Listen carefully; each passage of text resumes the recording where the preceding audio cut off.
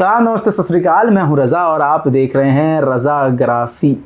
जी हाँ, और ये है रज़ाग्राफी का स्पेशल रिसर्च रिपोर्ट। जी हाँ दोस्तों, ये एक हम नई कोशिश कर रहे हैं और ये एक मेरी छोटी सी कोशिश है। अगर ये मेरी कोशिश कामयाब होती है और आपको अगर अच्छा लगता है ये प्रोग्राम और आपने अगर इसको सपोर्ट किया तो इंशाल्लाह इसको कंटिन्यू करेंगे, अदरवाइज़ न्यूज़ तो आप देखते ही हैं।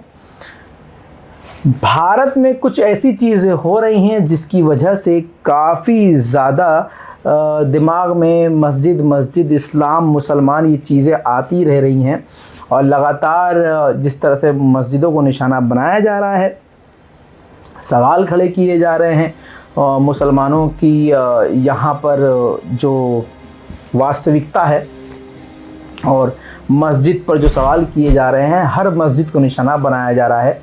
ये सब चीज़ें मेरे दिमाग में चल रही थी, तो मैंने सोचा क्यों ना इस तरह के रिसर्च किए जाएं ताकि पता चले कि ये मस्जिदें जो हैं पुरानी कितनी पुरानी हैं और भारत में मस्जिद कब कौन सी मस्जिदें निकल कर सामने आईं, किसने कब कौन सी मस्जिद बनवाई और ख़ासकर जो संघी इल्ज़ाम लगाते हैं उसको एक्सपोज करना मकसद है।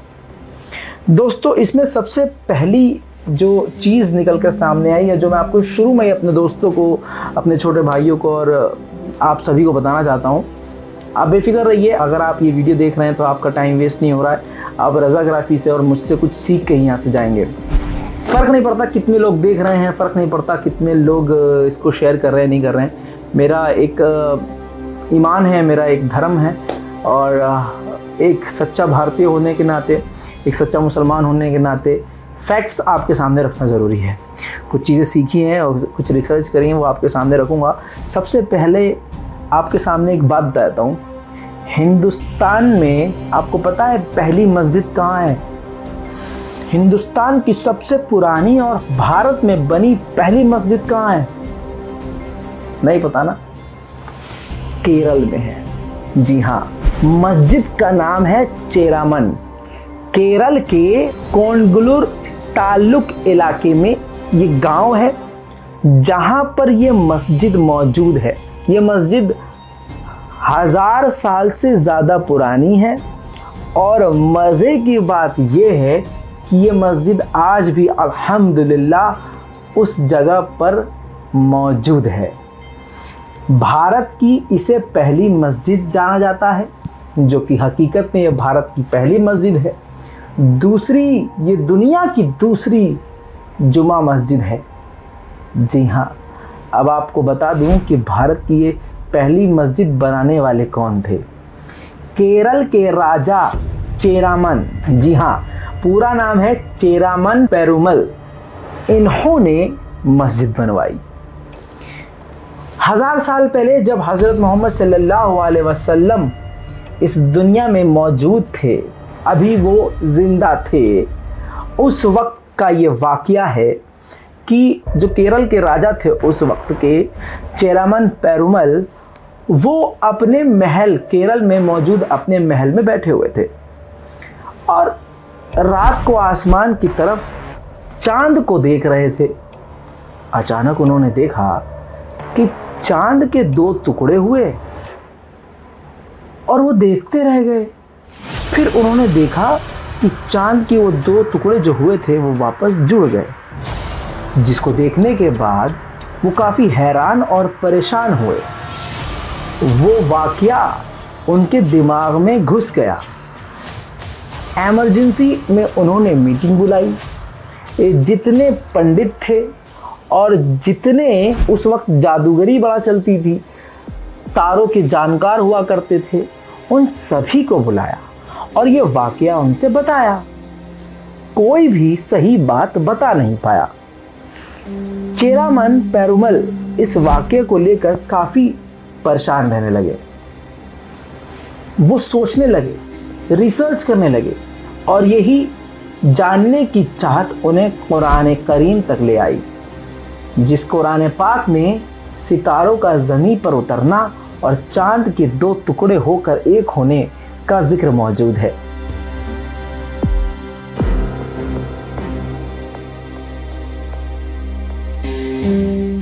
जानकारी के लिए आपको सबसे पहले ये बता दूं कि ये जो मस्जिद बनाई इन्हीं बादशाह ने बनाई, इसी हिंदू राजा ने बनाई। मज़े की बात एक और आपको बता दूं, ये जो मस्जिद है ये सन 629 में बनी और राजा ने जब ये सारी रिसर्च करी तो आपको बताऊं आज जो श्रीलंका के हिस्से में पोर्ट जा चुका है, पोर्ट, उस पोर्ट पर यानी उस तट पर अरब के लोग आया करते थे। जी हाँ, उस तट का नाम है, जो इस वक्त अब जो तट की बात कर रहा हूँ मालाबार तट, वो श्रीलंका में मौजूद है। गूगल आप कर सकते हैं। उस तट पर सऊदी अरब से अरबी लोग आया करते थे और मसाले, मिर्च, इस तरह की चीज़ें भारत से ख़रीद कर जाया करते थे और अरब की चीज़ें यहाँ लाकर बेचा करते थे। दोस्तों, उन्होंने यानी चेरामन पेरुमल बादशाह ने जब इनके बारे में सुना कि कुछ मुस्लिम अरबी आए हैं तो उनको अपने महल में दावत के लिए बुलाया और फिर उन्होंने वो सारी कहानी चांद के 2 टुकड़े वाली बताई। फौरन अरबियों ने उसका राज खोल दिया और बताया कि ये कारनामा हज़रत मोहम्मद सल्लल्लाहु अलैहि वसल्लम का है। जिसके बाद चेरोमन ने उनकी बात पर भरोसा कर लिया, क्योंकि उनकी बात सुनने के बाद बादशाह का ये खुद कहना है कि मेरा मन किया कि मैं इनकी बात पर भरोसा करूं। उनकी बात पर भरोसा करने के बाद अपने बेटे को पूरी शासन और शक्ति देने के बाद वो हज़रत मोहम्मद सल्लल्लाहु अलैहि वसल्लम से मुलाकात के लिए अरब की तरफ उन अरबियों के साथ निकल लिए और उसके बाद उन्होंने सऊदी अरब जाकर हज़रत मोहम्मद सल्लल्लाहु अलैहि वसल्लम से मुलाकात करी। कई साल वो वहाँ रहे। हज़रत मोहम्मद सल्लल्लाहु अलैहि वसल्लम के कारनामे और मोजज़ात देखने के बाद और हर सवाल का जवाब पाने के बाद उसने इस्लाम कबूल कर लिया, जिनका नाम बाद में हज़रत मोहम्मद सल्लल्लाहु अलैहि वसल्लम ने ताजुद्दीन रख दिया। जिसके बाद वो कई सालों तक अरब में हुजूर सल्लल्लाहु अलैहि वसल्लम के साथ रहे और वो भारत के पहले हज़रत मोहम्मद सल्लल्लाहु अलैहि वसल्लम के सहाबी है। ये बात याद रखिएगा। हज़रत मोहम्मद सल्लल्लाहु अलैहि वसल्लम के साथ रहते रहते उनको भारत में इस्लाम फैलाने की जिम्मेदारी सौंपी गई।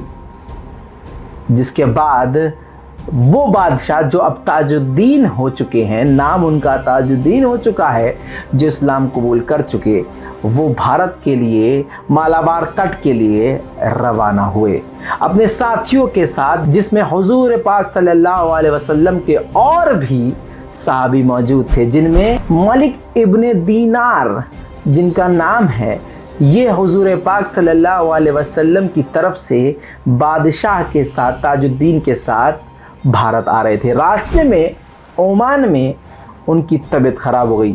बात कर रहा हूँ बादशाह ताजुद्दीन की, जी हाँ, उर्फ चेरामन पेरुमल की बात कर रहा हूँ। बादशाह को ये समझ में आ चुका था कि अब मैं नहीं बचूंगा। उनको पता चल चुका था कि मेरी हालत ऐसी है कि शायद ही अब मैं ज़िंदा बचूं। ये देखते हुए उन्होंने अपने बेटे उस वक्त के बादशाह को ख़त लिखा और जो प्रतिनिधि भारत हुजूर पाक की तरफ से जा रहे थे, मैं बात कर रहा हूँ मलिक इब्ने दीनार की, उनका जिक्र करते हुए कहा कि इनकी मदद की जाए इस्लाम फैलाने में, इनको वो सारी चीज़ें दी जाएं, सारे आराम दिए जाएं, वो सारी चीज़ें दी जाएं जो ये मांगे, इनको जो ज़रूरत हो, इनको किसी भी चीज़ की कोई दिक्कत ना होने दी जाए। ख़त काफ़ी लंबा चौड़ा था लेकिन शॉर्ट में आपको मैंने बता दिया। जिसके बाद मलिक इब्ने दीनार भारत आए। केरल में मेथला गांव में ये मस्जिद बनाने की इजाज़त उनके बेटे उस वक्त के बादशाह ने तब जाकर मलिक इब्ने दीनार को दी। तब जाकर ये मस्जिद बनकर तैयार हुई और भारत में इस्लाम का आगमन हुआ।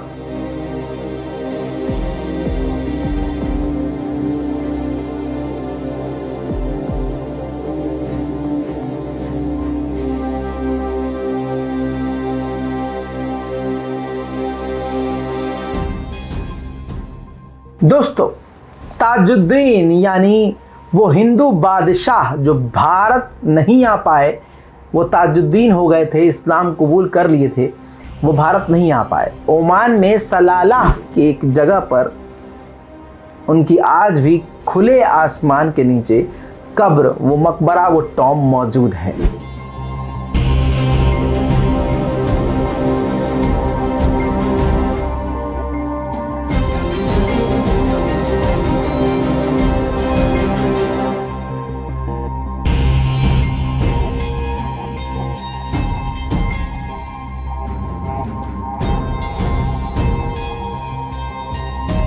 क्योंकि पत्रकार इंसान हूँ भाई साहब, तो आपको रेफरेंस भी थोड़ा सा ऐसा दिखाऊंगा। टाइम्स ऑफ इंडिया का रेफरेंस है, जहाँ पर ये हाईलाइटेड जो वर्जन आप एरिया देख रहे हैं, देख लीजिए। लिखा हुआ है चेरमन पेरुमल, ये वो हैं जो मदीना गए थे हज़रत मोहम्मद सल्लल्लाहु अलैहि वसल्लम से मुलाकात करने के लिए, और उनके हाथ पर ही वो दीन ले आए और रसूल खुदा सल्लल्लाहु अलैहि वसल्लम के हाथों पर उन्होंने इस्लाम कबूल कर लिया।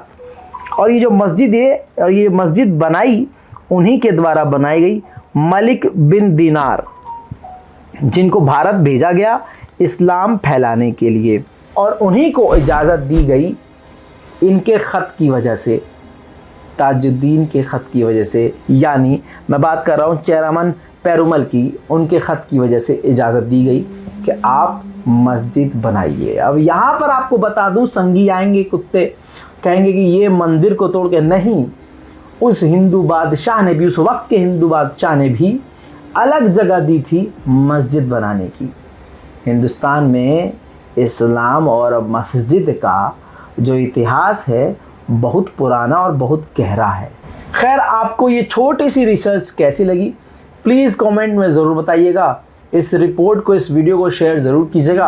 अगर आपका सपोर्ट इस प्रोग्राम को मिलता है और इस सीरीज़ को मिलता है तो इंशाल्लाह हम इसको कंटिन्यू करेंगे, और मैं फ़िज़िकली ऐसी जगह पर जाऊंगा और रिसर्च करके एक पूरी टीम बनाऊंगा, और ये रिसर्च आपके सामने लगातार लाता रहूँगा। अगर आपने हमारे इस प्रोग्राम को हमेशा की तरह सपोर्ट किया तो रिपोर्ट को शेयर कीजिए। मैं रज़ा और आप देख रहे हैं रज़ाग्राफी।